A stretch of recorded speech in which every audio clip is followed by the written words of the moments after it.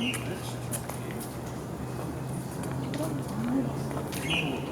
بچه چیه؟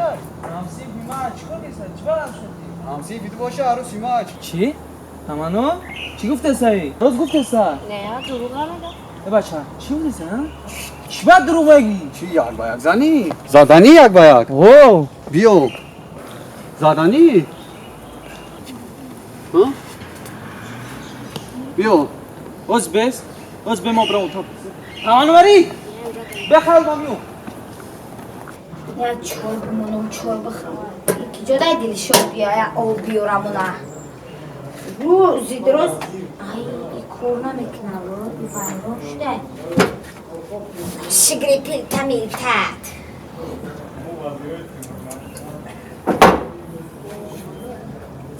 ایره چطوری میکنن آخی؟ در این زندگی هم مردک شدم هم زنک شدم.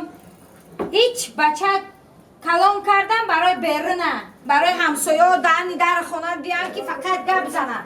نه اون روز گفتم اتوق میکنیم اتوق ویران پیلتش هم ویران مردک هم ویران بچه هم ویران در اینجا خونه همه ویران شدیم.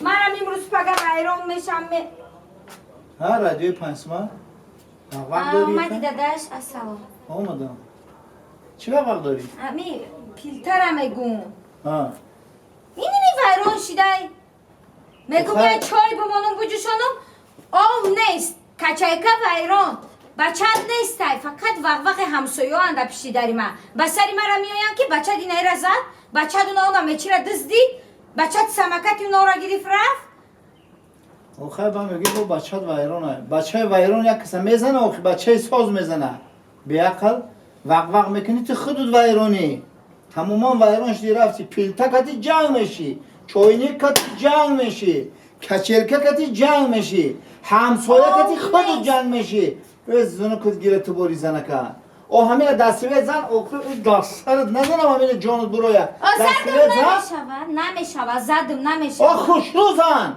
همین چیزه که نیم کله زدی نمیشود ممکن سوید نیست اوخه ده میده ها